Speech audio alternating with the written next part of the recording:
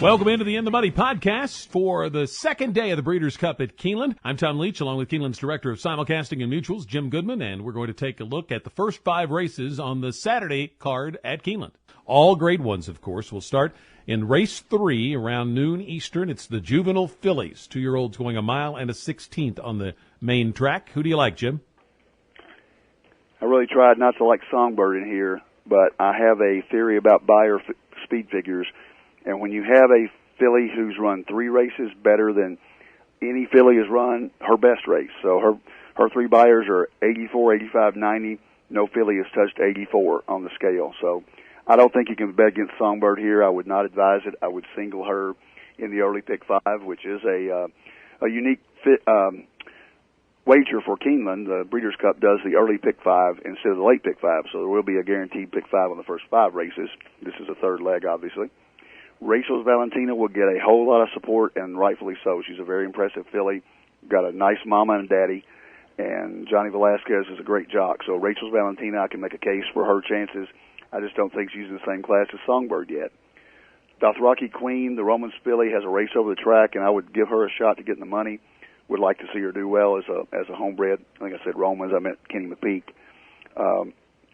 It's all outside, looks like, in this race, with nicknamed the 7 for Asmussen also having a shot. But I like Songbird a lot. The 10 horse here is going to be a single for me. I'm going to try to beat her just because of being drawn outside, and I'm going to take Tap to It. I'm not sure if she can win, but I think my key bet's going to be boxing Tap to It in exactas with Songbird, Rachel, and Nickname. But Tap to It's well drawn down on the inside, and the trainer, Ralph Dix, really has good numbers with this stretch out from sprint to route. So I'm going to try Tap to It, understanding that I'll definitely have Songbird on the multi-race tickets. I think she's the one to beat, but maybe from the outside she might be a little vulnerable. 4th race is the Turf Sprint, and I like Undrafted a lot in here. I think there's a good chance Wesley Ward's one of his 3 is going to win it. I like Green Mask as well, and the Great War's got a shot, but I really like Undrafted. Ellis Starr and I have been doing the morning workout coverage for breakfast at the Breeders' Cup on track at Keeneland, and he has just looked spectacular. And I think coming out of a mile race at Kentucky Downs, now shortening up to this, if it's a little soft, that might make it the race play a little longer, if you will, and that works to his advantage as well. A lot of speed in here, and Wesley Ward had finished 2nd and 3rd in this race last year behind the defending champion who's back, Bobby's Kitten. So I'm going to key Undrafted and Green Mask on top of, so that'd be 3-7, over 3-7, 2 Bobby's Kitten, 10 the Great War, and the 8 something extra who really likes Keeneland. But I like Undrafted as my pick to win this. How about you? This one's a wide open race to me. I think a lot of people, I was at the handicapping seminar with Jerry Bailey and Randy Moss last night, and they all like Bobby's Kitten in here. And Chad Brown obviously gets him ready, and he won it last year, but it's a much different race here. It was a down the hill at Santa Anita. It was 6.5 furlongs, completely different race, and Bobby's Kitten came from way out of it. I don't think that's going to happen here. I think it's going to be more a positional speed race, and I'm taking a wild swing here with a horse on the outside with Giroux called Mongolian Saturday. The horse is kind of a head case, but when he shows up, he runs big, and he's got a lot of speed, and I think that post position this race might help him a little bit because there's so much speed on the inside. They're all going to try to be fighting for position. He may just be able to sit off a tracking, not closing out of the clouds, but a tracking position and run them down. I love Undrafted as well. I think if you were to tell me who I think has the best shot to win, I'd say Undrafted, but I'm afraid he's going to be 7-2 or less because of the way he looks, because of the way he's run. Pure Sensation, the 1, has a lot of talent. I'm worried about the 1 hole here more than I am the 14 hole in a 5.5 furlong race. And the filly that nobody's really talking about, Lady Shipman, came here on a 4-race win streak and just barely got beat at 5 furlongs in the Buffalo Trace. If it had been 5.5, I think Ageless ran her down. Ageless may have run her down anyway, but she's got a lot of class, and that's the only time she'd ever lost at 5.5 furlongs. She was 7 for 7 before that. So I think you got to use Lady Shipman as well. But Mongolian Saturday is my choice at a price. Let's go to the filly and mare sprint, 7 furlongs on the main track for 3-year-olds and up. And cavorting going to be a big favorite there. Judy the Beauty, the defending champ. Who do you like? I like cavorting, and cavorting again is in the 14 hole. It seems like I'm going to a lot of outside horses, and I don't know. That wasn't a plan, but I love cavorting because I think she is perfectly drawn for her big kick and lots of pace up front. Dame Dorothy, the 2, is 10-1 in the morning line. I can't believe that because she's got a lot more class than that, and I think she's going to be right there. And a horse that I'm going to take a wild swing on is a filly that kind of came out of her shell here at Keeneland and won the TCA. And she's in the 1 hole, and they're not real happy about that. But Sophie Doyle gets her first Breeders' Cup mount. And I think this Fioretti showed me a lot coming up the rail and winning the TCA. And I think if Sophie gets her out of trouble, she could get boxed in very easily with Dame Dorothy and Terrace on the outside of her and La Verdad with a lot of speed. But if she works out a trip, I think she's got a shot at getting the money. I think cavorting is close to a single in the pick 3s and pick 4s because I think cavorting is just that good, and it does set up very well for her with all the speed. I like cavorting, too. I think there's tons of speed in here, so being drawn on the far outside in this 14-horse field is just perfect, and she's on top of her game.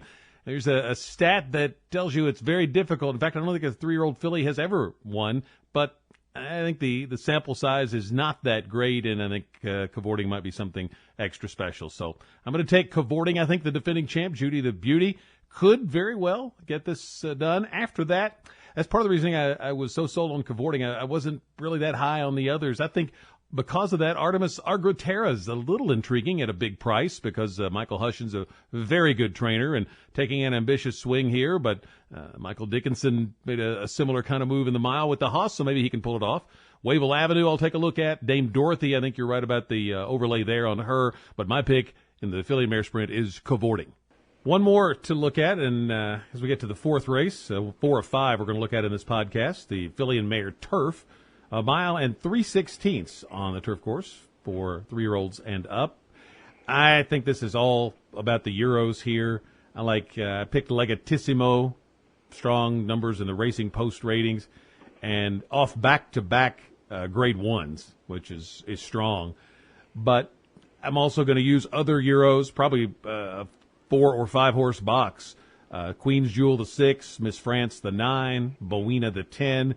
If I went deeper, it'd be Secret Gesture, the 12. If I went one more deeper, it'd be Decida for Chad Brown, a U.S. horse. But Legatissimo, the 3, is going to be my pick in the filly and mare turf. How about you?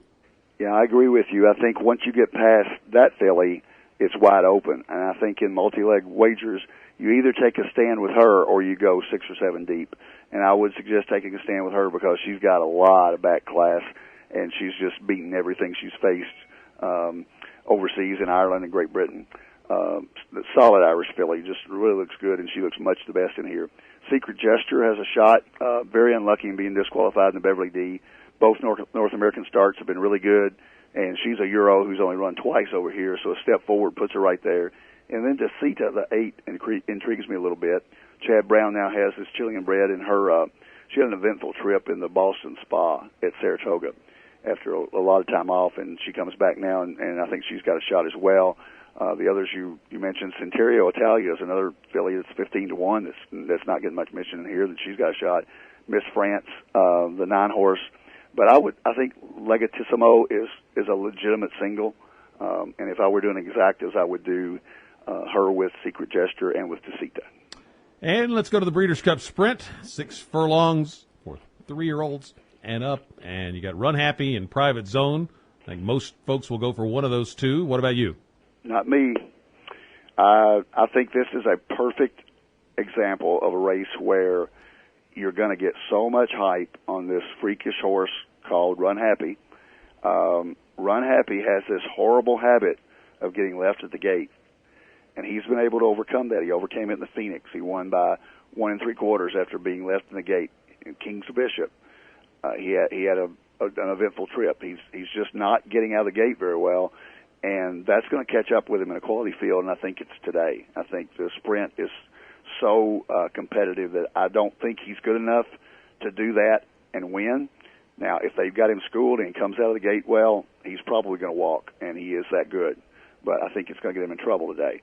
And for that reason, I'm going to put him second, and I'm going to take a real shot in here with Stalwalk and Dude, the 3. Very, very impressive win, or a third, had a win at Saratoga, then came back at Belmont in the Vosburg and ran third, got beaten at neck by Saludos Amigos and by Rockfall, who so tragically had the accident here early in the Keeneland meet. I got to believe that if Rockfall were in this race, he would be 3-1. And Stall Walking Dude lost to him by neck. And if you get 15-1 on Stall Walking Dude in a sprint like this, I think that's a great value. And Saludos Amigos to 10, I would also put in there because the Classy closer benefits from a speed duel. The other horses, Holy Boss has a shot to get in the money. Run Happy either wins it, could run out of the money. But I think he's good enough to overcome some trouble, but I don't think he's good enough to win this kind of race with the kind of trouble that he's shown. I'm going to take him, Run Happy, but I like 3-year-olds in this race, and 2 horses that have finished behind Run Happy. If he does have that gate issue again, I think are real live in here at prices. Limousine Liberal, the 4, and Holy Boss, the 7. They both have trained superbly for this, and I think are both sitting on huge races. And just the least bit of regression in some way for Run Happy, they could win it. So I'll probably do a box of those 3, maybe throw in one other horse. I'm not a big fan of Private Zone in this spot. I hadn't raced at 6 furlongs in a year, and I think that's a little bit of an issue. Barbados I might throw in as well in multi-races. And if I went a little deeper, Gentleman's Bet, if he gets in, intrigues me a little bit at a huge price. And then Kobe's back, who won here in the spring. So those are all the ones I'm kind of looking at. But my top 3, Run Happy, and then Limousine Liberal, and Holy Boss. And depending on what kind of ticket I put together, I might just take a stand with those 3 in the sprint. We've got 4 more Breeders' Cup races to look at. We'll do that in a separate podcast. This is the In the Money podcast for KeenelandSelect.com.